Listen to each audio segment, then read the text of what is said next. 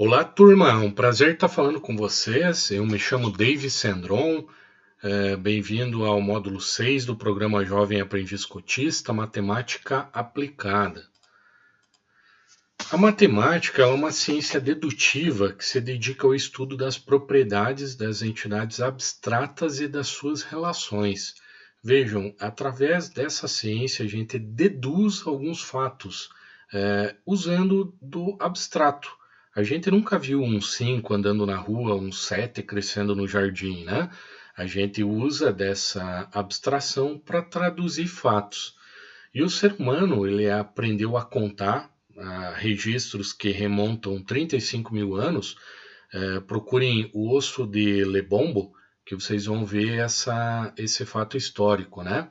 E essa contagem produziu excelentes efeitos, né? Seja na nossa evolução de conhecimento científico ou não científico. Né? A gente pode citar a compreensão do universo, né? As grandes navegações usando a triangulação para medir distância, as construções que, através da matemática, planejam e executam grandes feitos, né? E o comércio, registrando as operações e as trocas. E através dos números, né, que constituem algo fundamental para que a gente faça essa contagem, é que a gente pode contar, medir, ordenar, codificar. Por ele a gente consegue entender como está a nossa situação, trazendo para o dia a dia da empresa, né? Se eu quero fazer um controle financeiro, eu vou estruturar um fluxo de caixa, sabendo quanto que eu inicio com recurso financeiro, o que eu vou pagar, o que eu vou receber e o quanto que vai finalizar, para saber se eu vou ter mais ou menos recurso financeiro disponível ao final do período. Tudo isso fazendo uso da matemática, né? E ela busca entender os números e nos apresentar de forma lógica as situações do cotidiano, identificando padrões, formando conjecturas, né? Ou estabelecendo definições através dessa dedução. Pegamos um exemplo. Se eu sou um operador de máquina, neste último mês eu tive uma produtividade de 115 kg por hora. A produtividade histórica do equipamento era de 100 kg. Eu posso garantir que fui mais eficiente, pois eu rendi 15% a mais que a média histórica, né? Então, através desses padrões abstratos, é que a gente consegue criar situações e entender melhor o que se passa. E seguindo esse conceito de padrão, a matemática ela define os padrões através do sistema de numeração. Esses sistemas são conjuntos de números representados por numerais de forma mais consistente, né? Nós temos vários exemplos aqui. Dentre eles, a gente pode citar o sistema binário, que utiliza os algarismos 2 e 1. E esses sistemas de numerações, eles dão sentido àquela representação. E esse sistema binário ele é utilizado para a informática. Toda a programação é pautada no sistema binário 0 ou 1. Nós temos o sistema sexagesimal, que é o chamado base 60, né? E nós vemos ele na medida do tempo. 1 hora corresponde a 60 minutos. 1 minuto corresponde a 60 segundos. E nós temos também o sistema decimal, que é o indo-arábico. E é esse que nós vamos estudar com um pouquinho mais ênfase, tá? Esse é o mais utilizado nas operações matemáticas. E nós temos 3 regrinhas que determinam ele. O primeiro é que ele é chamado base 10, por isso decimal. Ele usa os algarismos de 0 a 9, ou seja, 10 algarismos. E usa agrupas de 10 em 10. Com os algarismos formamos os numerais, né? O numeral é o nome dado para qualquer representação de um número. E esse sistema decimal, que agrupa de 10 em 10 algarismos, a gente pode representar qualquer número que a gente imaginar. Vejam, historicamente ele foi inventado pelo hindu, mas difundido na Arábia, por isso o indo-arábico, tá? É o sistema que a gente utiliza. Outra regrinha desse sistema é que é um sistema posicional.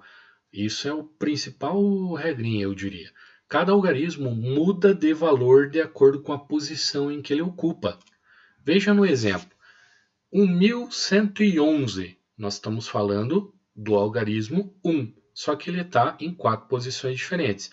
Da esquerda para a direita, o número 1 representa, primeiro, uma unidade, depois uma dezena de unidades, depois uma centena de unidades e, por fim, 1.000.000 de unidades. Então, percebo que a posição em que o algarismo se encontra claramente diferencia o seu valor. E a última regrinha, que é a utilização do zero representa ou nada. Aqui nós temos exemplo, 5.000. Nós temos 5 milhares, nada de centena, nada de dezena e nada de unidade, ou seja, 5.000 inteiro. O mesmo em 2080, 3.406. Vejam, 2080 nós temos 2 milhares e 80 dezenas. 3.405, 3 milhares, 400 centenas e 5 unidades. Esse sistema, a gente agrupa ele em classes e ordens. A ordem é a posição do número e ele sempre vai ser 3 grupinhos, unidade, dezena e centena.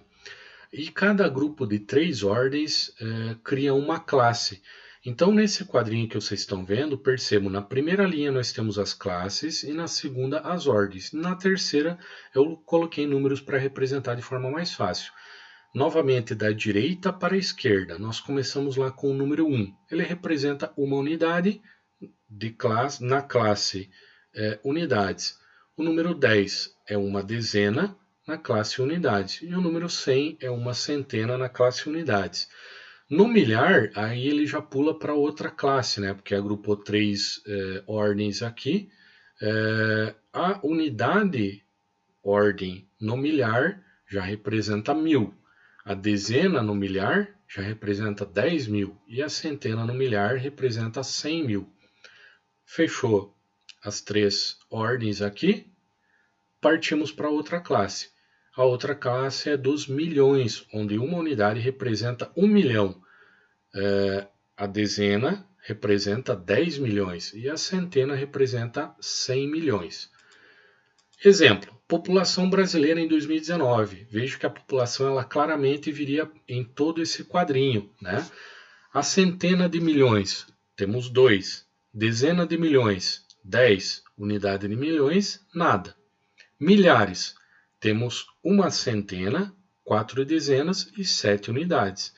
Já as unidades, nós temos uma centena, 2 dezenas e 5 unidades. A população do Friburgo ela já fica na classe dos milhares, né? Nós temos 36.299 pessoas em 2019 aqui na cidade. Então, nós já temos 3 dezenas de milhares, 6 unidades de milhar, 2 centenas, 9 dezenas e 9 unidades. Ok? Na fração, suponhamos que eu tenha 0, alguma coisa. Aí nós temos aqui a classe e a ordem representando novamente as unidades, que seria o mesmo grupinho que a gente viu no quadro de cima, né? A centena, a dezena e a unidade. Mas quando essa unidade tem uma fração de 0,1, essa ordem já passa a se chamar décimo. Aí quando tem 0,01 é centésimo e quando é 3 casas depois da vírgula é o milésimo. Veja aqui que nós temos cada algarismo ocupando uma casa e uma ordem no número. Número 145, nós vamos ter uma centena, 4 dezenas e 5 unidades. 2.987, 2 unidades de milhar, 9 centenas, 8 dezenas e 7 unidades. Conhecendo as ordens e classes, a gente vai saber ler e escrever os numerais de forma fácil. 1.450, 3.500.100, 9 bilhões. Vejam que ali a gente tinha no quadro até os milhões, né? Mas a ordem continua se repetindo infinitamente. Aqui, no 9 bilhões, nós temos 9 unidades de bilhões. Nós teríamos a centena e a dezena de bilhões também. Findando a primeira etapa, conhecimentos mais básicos, eu quero que vocês respondam na página 5 e 6 da apostila os exercícios 1 até 4, que tratam sobre a numeração decimal, ordens e classes. Quero que vocês escrevam as perguntas no caderno. No início da folha, coloque um cabeçalho. Senar Matemática Aplicada e a data em que vocês vão estar respondendo, a data de hoje, né? Aluno, coloca o seu nome e encaminha a foto do exercício no grupo do WhatsApp Jovem Aprendiz. Até mais, acompanho vocês nessas próximas aulas. Um bom estudo a todos.